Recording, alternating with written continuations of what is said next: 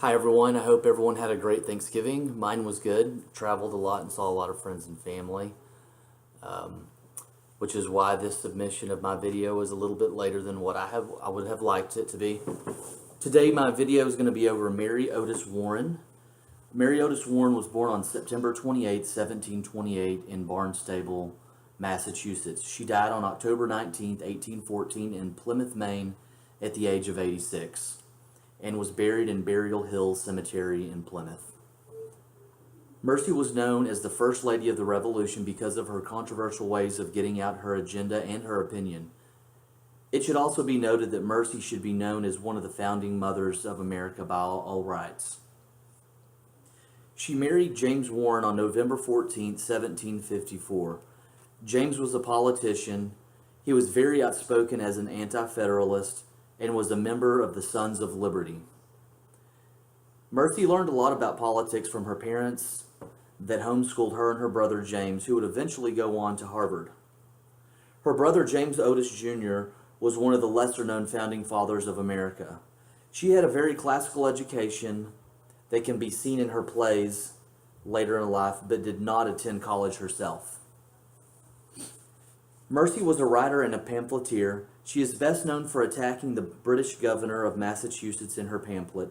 During the debate of the United States Constitution in 1788, she issued a pamphlet, Observations on the Federal and State Conventions, written under the pseudonym A Columbian Patriot. This pamphlet opposed the ratification of the document and advocated the inclusion of Bill of Rights. Observations was long thought to be the work of another writer. Later, her descendant, Charles Warren, found a reference to it, and she was credited authorship. The men she wrote on behalf for encouraged her to continue because they thought that her writings were very influential in moving the Americans towards revolution. Mercy wrote the Continental Congress about the British atrocities in Boston. Her letters helped unite the Founding Fathers for the revolutionary cause. John Adams and John Hancock wrote to her once again, encouraging her to continue her writings for the cause. Very few women in colonial America would actually use their name. Mercy used pseudonyms as to keep her anonymity. Typically, they were classical Roman names, but everyone knew it was her. I'm not sure if I'm using that word quite correctly. Later in 1805, Mercy wrote a two-volume book, The History of the Rise, Progress, and Termination of the American Revolution. This book is considered to have an extreme amount of colonial significance. This book, she also used her actual name in the title and not a pseudonym.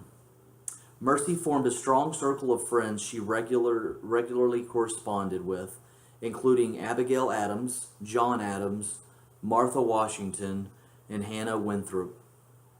She also became a correspondent and an advisor to many political leaders, including Samuel Adams, John Hancock, Patrick Henry, Thomas Jefferson, George Washington, and especially John Adams.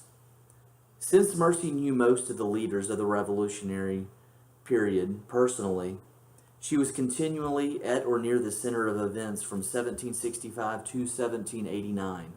Mercy Otis Warren was a strong woman before her time, and I believe played a tremendous role in the American Revolution. Thank you.